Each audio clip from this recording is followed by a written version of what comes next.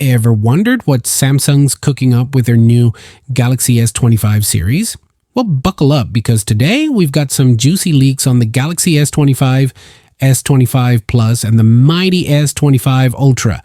And let's just say, some things are changing while others are just getting more interesting. All right, so here's the scoop.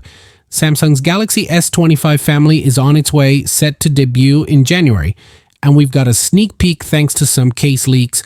I know, it sounds strange getting excited about cases, right? But here's the thing. These case designs give us clues about what to expect from each model, so let's break it down. Introducing the Kokushu X40Q, your all-in-one wireless charging and stand solution. Charge your iPhone, Apple Watch, and AirPods or any phone support MagSafe simultaneously with 15-watt and Qi 2 fast charging technology, compact, foldable, and travel-ready. Power up anywhere, anytime. Kokushu, charging made easy. Get yours today and save 10% using our coupon code at kokushu.co. Let's back to our video. First up, the Galaxy S25 and S25 Plus. Both models look super similar in shape, which, let's be honest, isn't surprising. Samsung has this consistency thing down. But if you're eyeing the S25 Ultra, get ready for something different.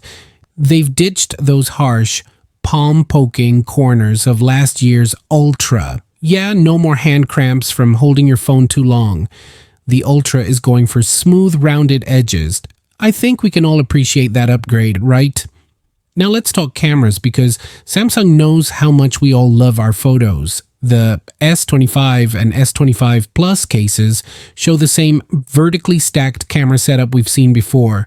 They're keeping it classic, but the Ultra, it has space for an extra camera. That's right. Imagine what they're planning to pack into that thing. Maybe a crazy zoom or some next-gen AI features. What do you guys think? Drop a guess in the comments below. And speaking of design, all the buttons are on the right side. No surprises there.